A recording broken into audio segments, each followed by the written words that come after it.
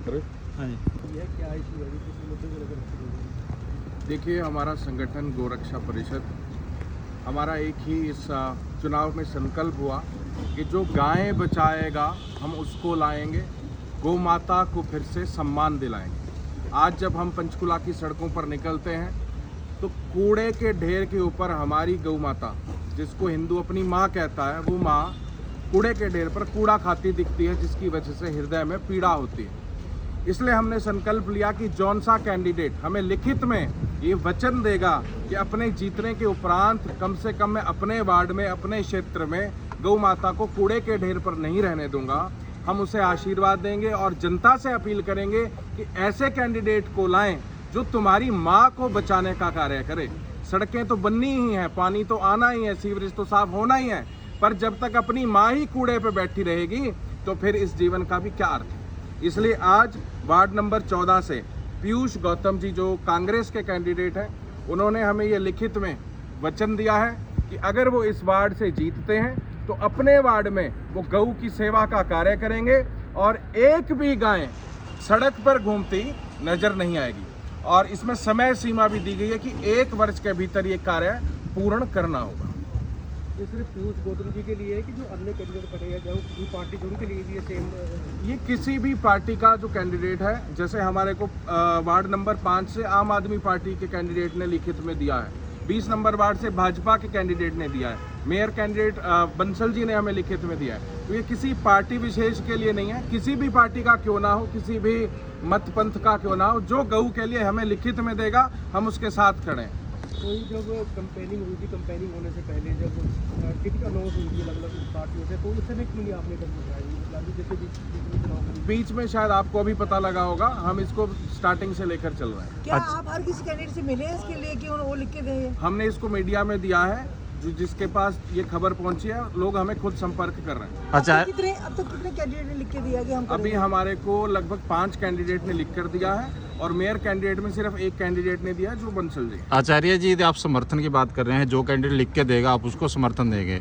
यदि किसी वार्ड में 2 या 3 पार्टी के, यदि सब ने लिख के दे दे तो कैसे किस किस को समर्थन उसका देंगे? ये है कि अगर मान लो 5 कैंडिडेट हैं और 5 ने लिख कर दे दिया तो उसमें अपना और अधिक फायदा है। कैसे?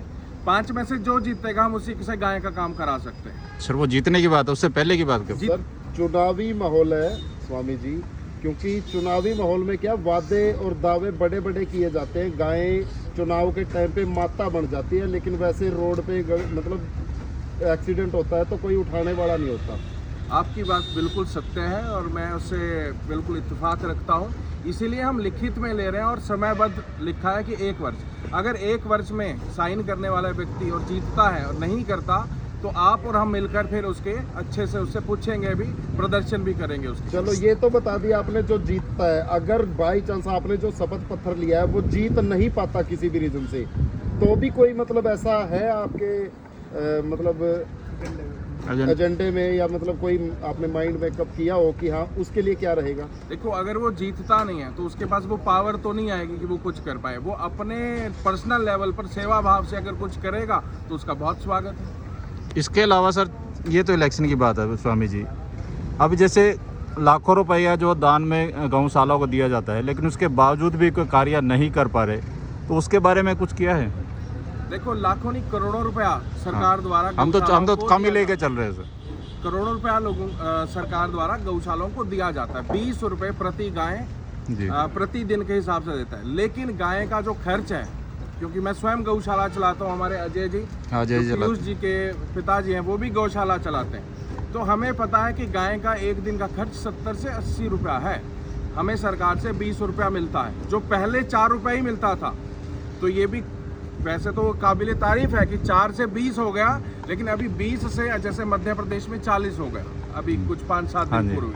तो जो एक्चुअल ज़रूरत है वो 70-80 रुपये के आसपास खर्चा है गाय का। तो आप वार्ड पार्षद की बात कर रहे हैं या मेयर से भी मिले हैं जो कैंडिडेट हैं यहाँ के? हमारे को जो मेयर कैंडिडेट है, मैं कांग्रेस से भी मिला हूँ और भाजपा से भी मिला हूँ। मैं दोनों के कार्यालय में गया और दोनों को ही निमंत्रण खुले रूप से दिया कि आप हमें लिखित में दीजिए। लेकिन हमारे को बंसल जी की तरफ से पहले संपर्क किया गया और उन्होंने हमें हमारी गौशाला में आकर लिखित में ये वचन दिया। कांग्रेस से लिखे भी आपको? कांग्रेस की तरफ से मेरे को कोई अभी कम्युनिकेशन नहीं हुआ।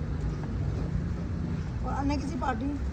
आम आदमी पार्टी के एक कैंडिडेट ने हमें लिखित में दिया है, वार्ड नंबर 5। आचार्य जी, यदि ये बात करें तो बीजेपी तो पहले भी उस पे कार्य पे चली है, वादे भी किए हैं, लेकिन फिर भी गौ माता ऐसे सड़कों पर हैं। इसीलिए तो हमें ये लिखित प्रतिज्ञा लेनी पड़ रही है। कहीं ना कहीं कार्य हुआ है, लेकिन कार्य अधूरा है, कार्य जी, पूर्ण नहीं पूर्ण नहीं हुआ। कार्य प्रारंभ जरूर हुआ है, और जब कोई चीज़ प्रारंभ होती है तो वो पूर्णता तक भी पहुंचती है, और पूर्णता तक उसको पहुंचाने के लिए हम इसमें प्रयास में लगे।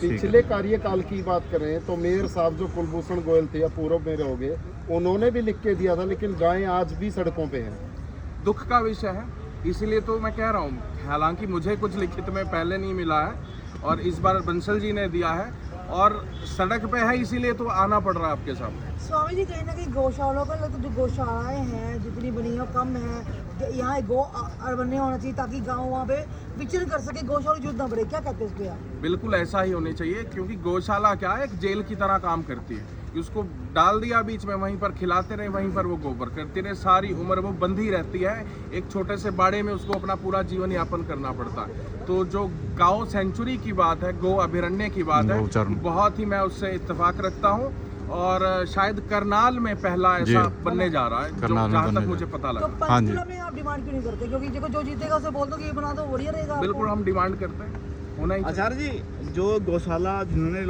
गौशाला खोल रखी हैं, क्या उनकी जिम्मेदारी नहीं बनती? जो गायें जो हमारे मतलब ये जो सड़कों घूम रही हैं, जो गौशाला चल रहे हैं, उनकी जिम्मेदारी नहीं बनती?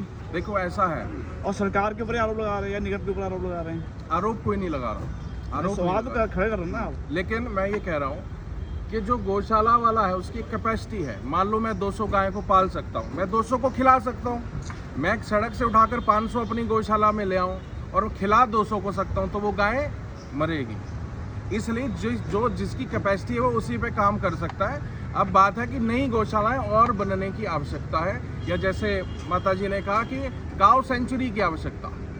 तो आप अभी कितनी गायें को मतलब गौशाला आपने बना रखी है, कितने की देखभाल आपकी तरफ से हो रही है? मेरी तरफ से अभी 120 गौ माताओं की सेवा हो रही है, जिसमें सारी की सारी सड़कों से उठाई गई गौ माता है, जिसमें हमारा दूध का कोई व्यापार है। कि आज स्वामी जी ने एक वो कहा है कि जिनसे साइन कराए हैं, जो भी जीतेगा वो गौ के लिए करेगा, तो आपको क्या कहना है इस बार? आप तो खुद गौशाला चला रहे हैं।